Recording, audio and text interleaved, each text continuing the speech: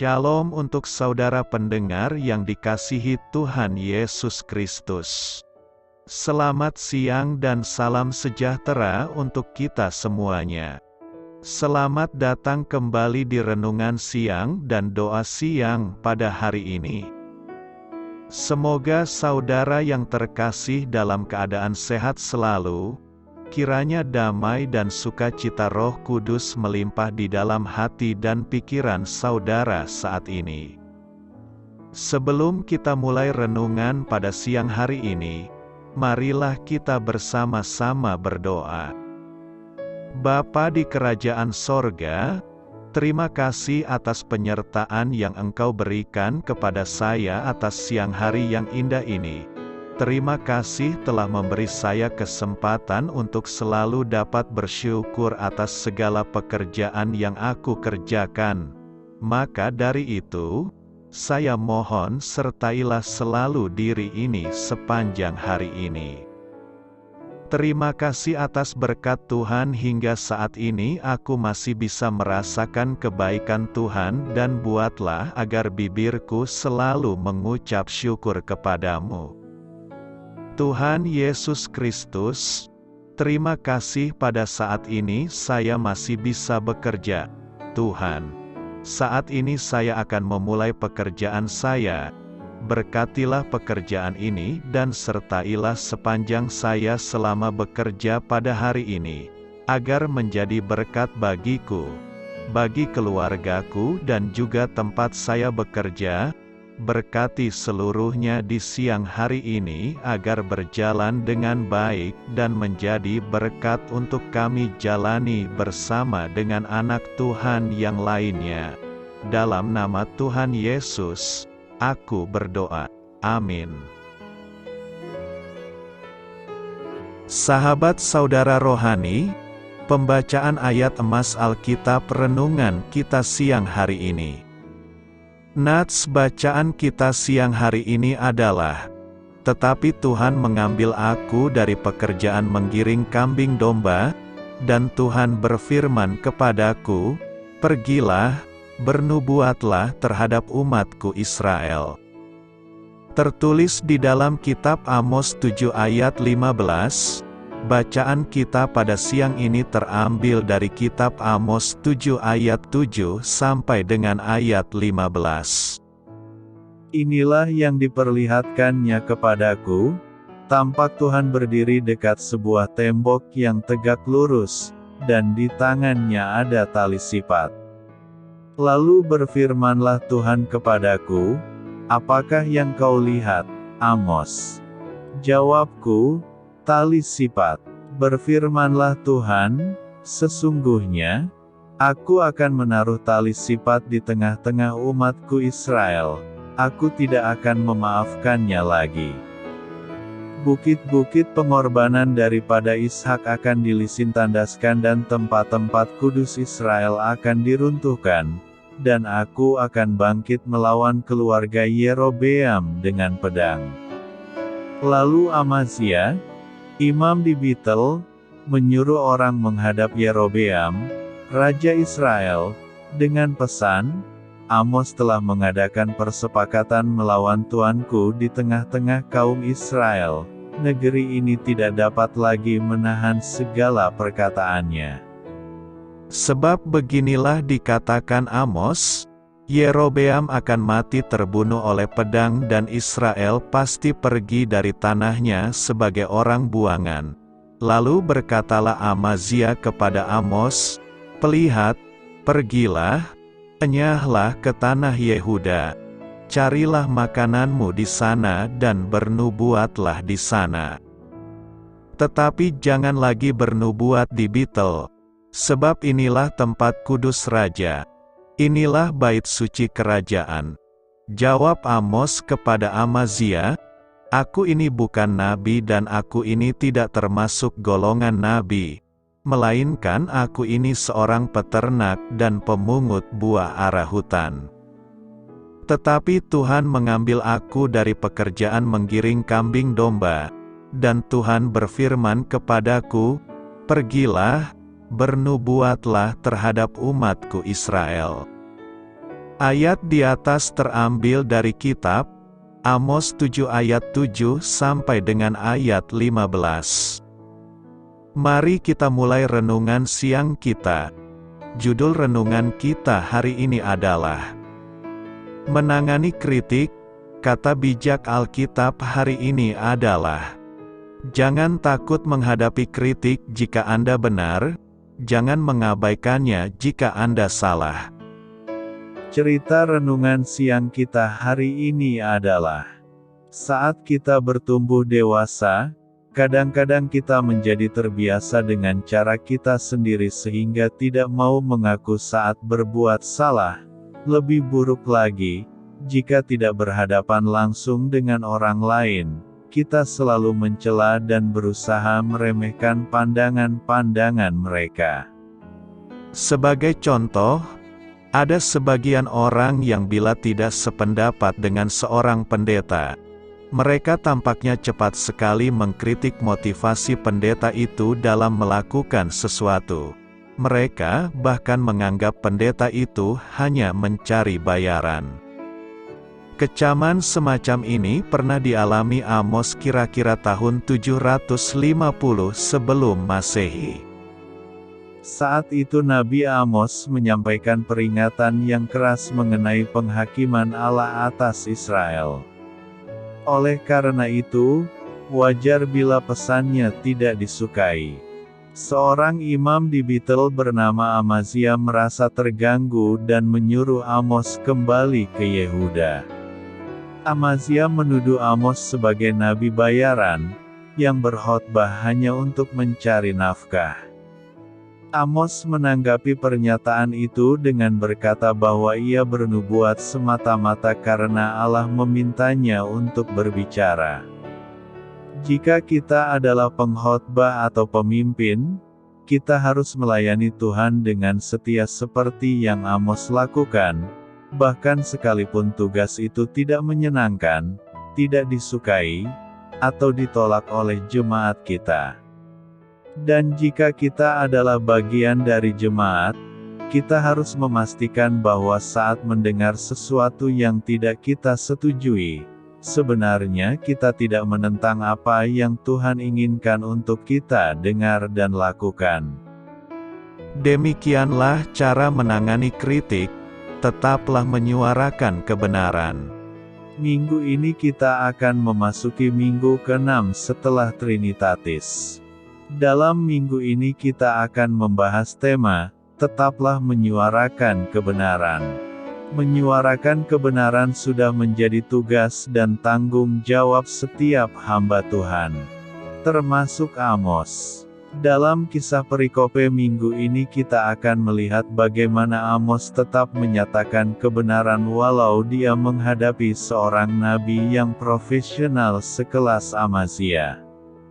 Amos mempunyai nama yang sama dengan pergumulan hidupnya, arti namanya adalah terbeban atau pemikul beban. Dan alasan terbebanlah yang membuat dirinya mentaati Allah terutus menjadi nabi. Amos mengetahui ada dua orang nabi yang cukup baik dalam bertugas di Israel Utara, yaitu Yunus dan Hosea. Dari segala faktor dia tentu tak setara dengan kedua orang nabi ini. Karena Amos memang bukanlah imam dan bukan pula seorang terpelajar yang mempunyai syarat lahiriah dan syarat sosial untuk menjadi seorang nabi. Amos hanyalah seorang pekerja kasar dan menambah pendapatan yang tidak mencukupi karena hanyalah peternak dengan pekerjaan memungut buah orahutan. Ketika Tuhan memanggil dia menjadi seorang nabi untuk Israel Utara, hatinya sangat tidak siap karena dia mengetahui kekerasan hati orang Israel. Bukan hanya keras hati tetapi tidak ramah dan sangat sombong. Tetapi Amos tidak melihat praktik-praktik ketidakadilan di Israel membuatnya terbeban dan siap memikul beban yang diberikan Allah kepadanya. Dengan sangat bersemangat Amos pun menantang umat agar berlaku adil kepada sesama. Umat Israel pada zaman itu cukup makmur, tetapi Amos menyatakan kemakmuran mereka sebagai kemakmuran palsu. Dengan berani Amos membuka kedok sebagian penduduk makmur yang sangat menindas orang-orang miskin. Dengan lantang Amos menyerukan agar umat bertobat sebab bila tidak bertobat mereka akan mati. Penduduk bukan mendengarkannya tetapi justru mengusir Amos dari Babel. Adalah Amazia, seorang nabi profesional yang bekerja di istana raja, justru menuduh Amos bernubuat hanya untuk mencari sesuap nasi. Amazia menyarankan Amos bernubuat ke Yehuda saja karena di Israel Utara Amos tidak akan laku. Jadi Amazia menyuruh Amos untuk mencoba bernubuat di Yehuda, karena ada kemungkinan jenis pelayanan Amos laku di Yehuda. Amazia tidak mengenal Amos yang bernubuat sebagai wujud ketaatannya kepada Allah. Hamba Tuhan seperti Amos bukanlah melakukan tugas pelayan sebagai upahan tetapi beban yang diterima dari Tuhan. Amos adalah utusan Tuhan yang memperoleh tugas nabi langsung dari Allah. Amazia sebagai nabi profesional merasa aman karena mendapat dukungan dari raja dan umat Israel. Amazia secara terang-terangan menolak dan menentang Amos. Amazia adalah imam dan nabi yang secara sadar menolak firman Allah yang disampaikan Amos membuat Amazia terhukum. Hukuman segera datang bahkan doa syafaat Amos untuknya tak lagi dikabulkan Allah. Amazia telah memberikan fitnahan yang jahat kepada Amos dengan mengatakan lewat orang suruhan kepada raja bahwa Amos mengadakan persepakatan melawan tuanku. Saudara melihat Amos yang adalah seorang nabi Allah sejati yang sebetulnya menyerukan berita penghakiman supaya Israel bertobat dan diselamatkan dari malapetaka malahan dituduh untuk melawan raja. Ayat 11 Amos mengingatkan jikalau bangsa ini tidak bertobat pasti Israel akan dibuang dan rajanya akan terbunuh oleh pedang. Kita melihat di sepanjang sejarah sejak dari awal sampai sekarang seorang pemberita kebenaran sejati selalu ditolak karena dunia memang tidak mau kebenaran dan anti kebenaran. Ditambah dengan kondisi Israel pada saat Amos hidup di bawah Raja Yerobeam kedua, Israel mengalami puncak kejayaan. Dengan kondisi negara yang sangat makmur akan memberikan proklamasi naif bahwa Allah telah memberkati Israel yang berarti Allah mencintai Israel karena moralnya beres. Maka tidak mengherankan kalau di zaman tersebut bait Allah didirikan di mana-mana. Orang-orang kaya memenuhi bait Allah dan dengan bangga mengatakan bahwa Allah memberkati hidupnya. Mereka tidak sadar karena dosa telah membuat hatinya begitu munafik bahwa kekayaan yang mereka dapatkan berasal dari penindasan terhadap orang miskin.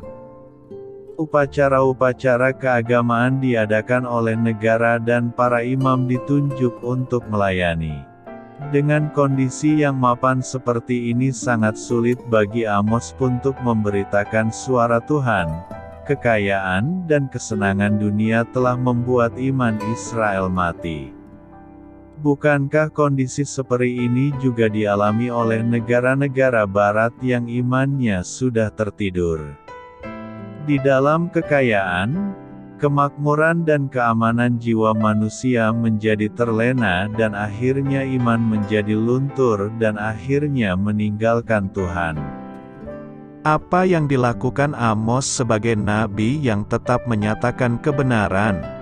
Satu hal yang sangat fundamental dilakukan Amos adalah bahwa dia tidak mau berkompromi dengan kejahatan, ketidakadilan dan dosa. Amos sangat jauh berbeda dengan Amazia, jiwa Imam Amazia yang sangat berkompromi. Secara materi Amazia begitu sukses. Amazia adalah imam raja dan mendapatkan jabatan dan posisi yang begitu penting, maka Imam Amazia sangat menikmati kehidupan seperti ini. Pada saat Amos muncul dengan khotbah-khotbahnya yang keras dan menyatakan penghukuman Allah, maka kehidupan Amazia sangat terganggu. Amazia tidak mau gerejanya dipakai oleh Amos untuk memberitakan penghakiman Allah atas Israel. Amos, kenapa engkau tidak mau mengatakan yang baik-baik saja, memuji Yerobeam raja kita yang baik dan berterima kasih kepada Allah atas kekayaan dan perlindungan yang diberikan kepada Israel? Begitulah mungkin yang dikatakan Amazia kepada Amos. Tetapi saudara melihat, Amos bukanlah Amazia. Dengan tekun dan tanpa kompromi sedikitpun Amos tetap memberitakan apa yang ingin Allah sampaikan. Kita melihat betapa teguhnya hati Amos. Kekayaan dan kesenangan materi sama sekali tidak mempengaruhi kerohaniannya. Hal ini sangat berbeda dengan hamba Tuhan masa kini. Berapa banyak pendeta yang takut kepada orang-orang kaya dan berkuasa. Kita melihat orang-orang kaya yang banyak memberikan uang kepada pendeta yang membuat sang pendeta tidak bisa lagi memberitakan kebenaran Tuhan. Mereka melihat dan menginginkan khotbah yang bisa membuat dirinya senang, dan celakanya banyak pendeta yang tunduk kepadanya. Pendeta ini sangat takut kehilangan posisinya sehingga akhirnya menjadi pembantu orang kaya. Celaka sekali seorang hamba Tuhan yang memberitakan firman bukan berdasarkan keinginan Tuhan melainkan keinginan orang kaya. Jiwa inilah yang terdapat pada Amazia. Karena menerima gaji dan posisi yang sangat bergengsi, maka untuk membalaskan kemurahan raja, Amazia mengeluarkan khotbah-khotbah yang penuh dengan halusi. Hamba Tuhan sejati seperti Amos, tidaklah demikian. Amos dengan penuh keberanian dan api dari surga terus menyatakan kebenaran entah raja senang atau marah. Kita melihat bukankah pada saat itu kalau Yerobeam tersinggung, maka akan dengan sangat mudah Yerobeam dapat membunuh atau menjebloskan Amos ke dalam penjara. Namun Amos sedikit pun tidak takut. Itulah bedanya hamba Tuhan sejati dan palsu.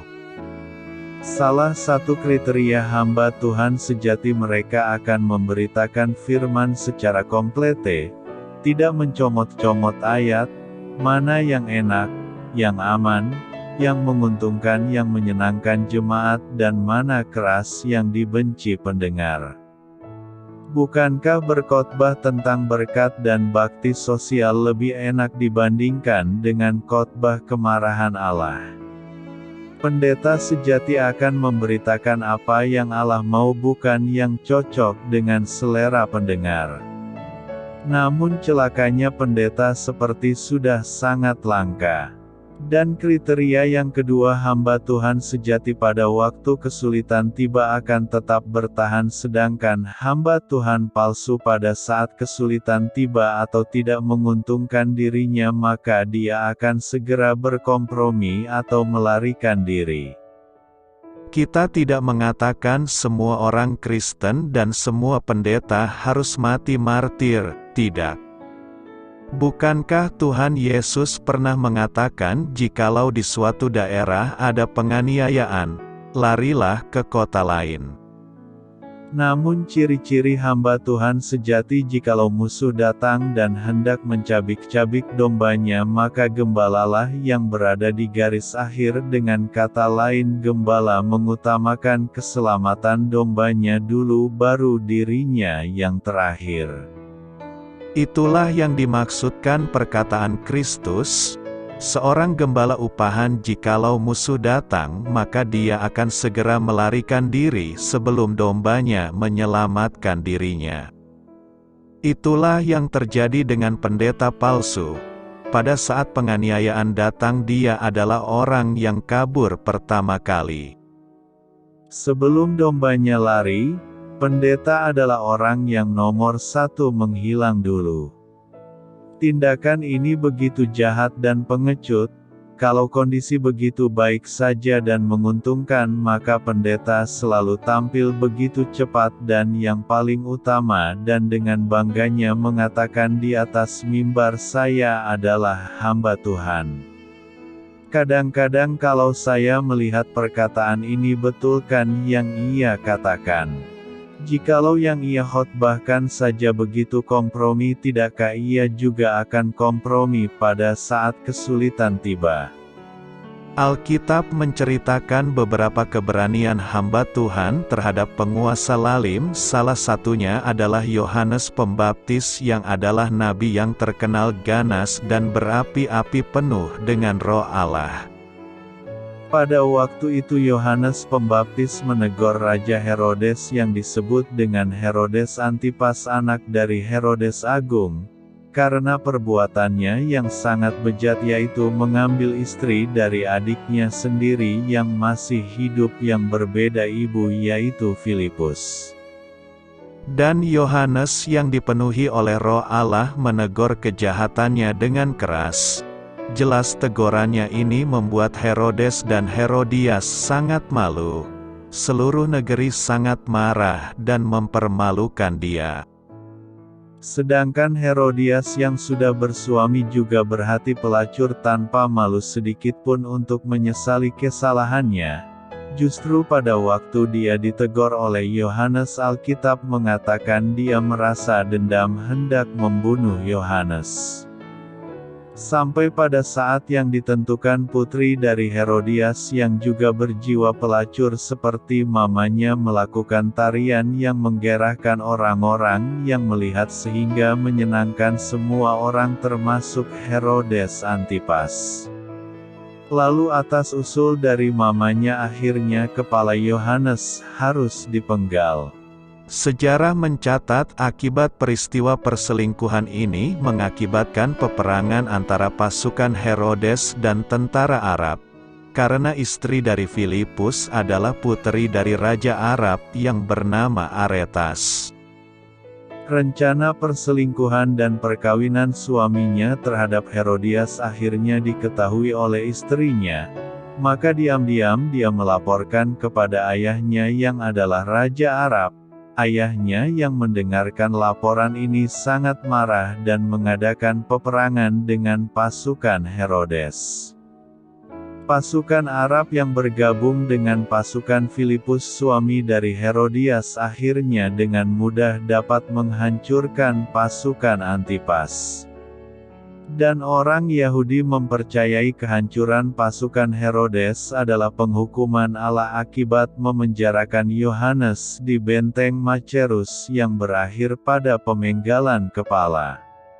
Orang Yahudi mempercayai Yohanes Pembaptis adalah seorang saleh yang memberitakan keselamatan kepada jiwa manusia. Renungkan. Apa yang hendak kita renungkan melalui teks firman Tuhan minggu ini? Pertama, Allah adalah sumber kebenaran, maka kita pun dituntut untuk menjadi benar. Apakah standar kebenaran kita seperti hukum Allah? Kedua, Allah membenci semua formalitas agama. Upacara atau kegiatan agama tidaklah salah, bukankah hal itu juga adalah tuntutan Alkitab? Namun jikalau kegiatan agamamu dicampuri dengan segala persinahan dan kejahatan, maka Allah tidak berkenan atas ibadahmu. Amos 5 ayat 21-22 mengatakan, "Aku membenci perayaanmu, aku membenci persembahanmu." Yang dituntut Tuhan adalah adakah cinta Tuhan yang sesungguhnya di dalam hatimu. Ketiga, kita harus menerima ajaran Amos untuk menjadi baik. Tidak cukup untuk menjadi orang beragama saja, namun harus menunjukkan sikap sebagai hamba-hamba Allah. Carilah yang baik dan jangan yang jahat supaya kamu hidup. Dengan demikian Tuhan Allah semesta alam akan menyertai kamu. Bencilah yang jahat dan cintailah yang baik dan tegakkanlah keadilan di pintu gerbang. Mungkin Tuhan semesta alam akan mengasihi sisa-sisa keturunan Yusuf. Karena itu, tetaplah setia menyatakan kebenaran firman Tuhan walau ada rintangan yang harus kita hadapi. Apakah yang dimaksud dengan hari Tuhan itu? Frasa hari Tuhan biasanya merujuk pada peristiwa-peristiwa yang akan terjadi di akhir sejarah umat manusia, yang juga sering diasosiasikan dengan frasa hari itu. Salah satu kunci untuk memahami frasa ini adalah dengan memperhatikan bahwa frasa-frasa ini selalu berbicara mengenai suatu masa di mana Allah secara pribadi ikut campur tangan dalam sejarah, baik secara langsung maupun tidak langsung, untuk menggenapi aspek tertentu dari rencananya.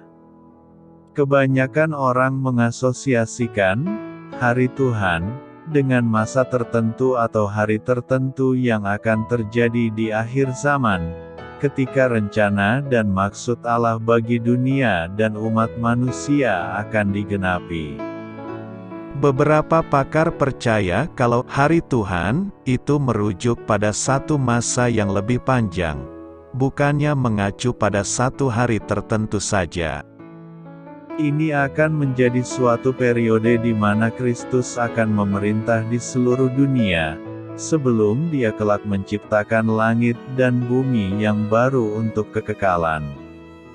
Sebaliknya, ada pakar lainnya yang memahami kalau hari Tuhan merupakan peristiwa yang akan berlangsung dengan cepat. Kristus akan kembali ke dunia untuk menebus orang-orang percaya yang setia dan menghukum orang-orang yang tidak percaya. Frasa hari Tuhan digunakan 19 kali di dalam Perjanjian Lama. Hal ini juga disinggung di bagian-bagian lainnya. Bagian-bagian Perjanjian Lama yang berhubungan dengan hari Tuhan seringkali terkait sesuatu yang sudah dekat, hampir dan pengharapan.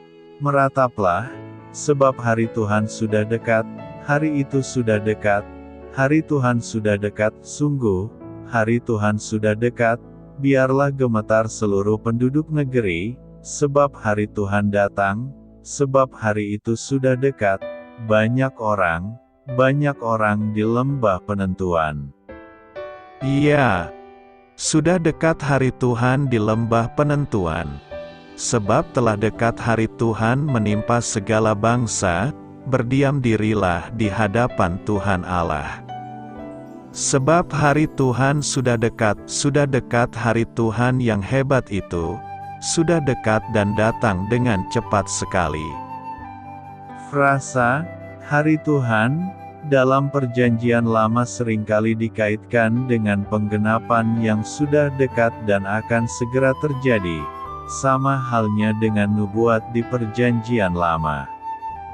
Frasa hari Tuhan kadangkala juga digunakan untuk merujuk pada penghakiman bersejarah yang telah digenapi dalam pengertian tertentu. Pada konteks lainnya, istilah ini merujuk pada penghakiman ilahi yang akan terjadi menjelang berakhirnya zaman. Perjanjian Baru menyebutnya sebagai hari murka, hari pelawatan, dan hari Allah yang Maha Kuasa, dan merujuk pada penggenapan di masa depan ketika murka Allah dicurahkan kepada bangsa Israel yang tidak mau percaya. Kitab suci menyatakan kalau hari Tuhan akan datang dengan cepat, seperti halnya pencuri di malam hari. Karena itu, orang-orang Kristen harus senantiasa berjaga-jaga dan bersiap-siap menyambut kedatangan Kristus. Selain merupakan masa penghakiman, masa itu juga merupakan masa penyelamatan ketika Allah membebaskan sisa-sisa Israel, menggenapi janjinya kalau seluruh Israel akan diselamatkan, mengampuni dosa mereka dan memulihkan orang-orang pilihan-Nya ke tanah yang dijanjikan-Nya kepada Abraham. Hasil terakhir dari hari Tuhan adalah, manusia yang sombong akan ditundukkan dan orang yang angkuh akan direndahkan. Hanya Tuhan sajalah yang maha tinggi pada hari itu. Penggenapan utama atau yang paling akhir dari nubuat-nubuat mengenai hari Tuhan, akan terjadi pada akhir dari sejarah ketika dengan kuasa yang ajaib Allah akan menghukum kejahatan dan menggenapi semua janji-Nya. Selamat berkarya untuk Tuhan. Selamat memulai karya dalam minggu ini untuk Tuhan. Doa saya menyertai saudara sekalian.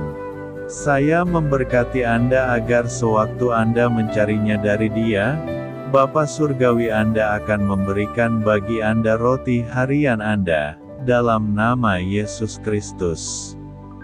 Tuhan yang berkuasa atas alam semesta dan menuntun kita kepada iman yang menyelamatkan. Tuhan Yesus menyertai senantiasa. Tuhan memberkati. Amin.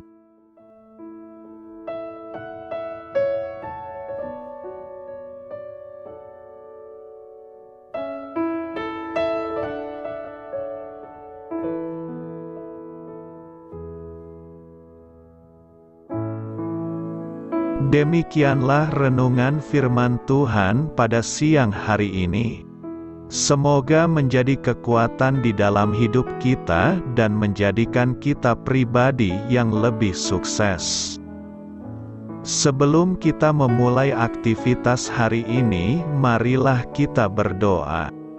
Bapa kami yang ada di sorga, terima kasih atas kasih dan kebaikan Tuhan yang begitu besar buat kami. Tuntunlah perbuatanku agar di sepanjang hari ini saya bisa bekerja sebaik-baiknya, tidak pernah jemu menolong sesama, selalu ramah dan tahu terima kasih, menghayati iman dan mengamalkannya dengan sekuat tenagaku. Semua ini saya sampaikan kepadamu, dengan pengantaraan Kristus, Tuhan kami. Allah, Bapa kami bersyukur kepadamu, bahwa dengan bekerja kami boleh ambil bagian di dalam karya-Mu mensejahterakan dan membahagiakan umat manusia. Kami mohon bimbingan-Mu dalam melaksanakan pekerjaan kami hari ini. Bimbinglah kami agar sanggup bekerja dengan semangat kasih, dengan riang, rajin dan jujur. Terima kasih, Tuhan. Amin. Dalam nama Tuhan Yesus Kristus Tuhan dan Juru Selamat kami, Bapa kami yang baik, kami mengucap syukur dan berdoa. Amin. Biarlah firman Tuhan menjadi pengingat untuk kita semua, bahwa tuntunan dari Roh Kudus akan selalu memberi jalan keluar bagi setiap permasalahan hidup kita, dan memberi kedamaian di hati kita. Amin. Sampai jumpa di renungan siang saudara rohani berikutnya. Shalom.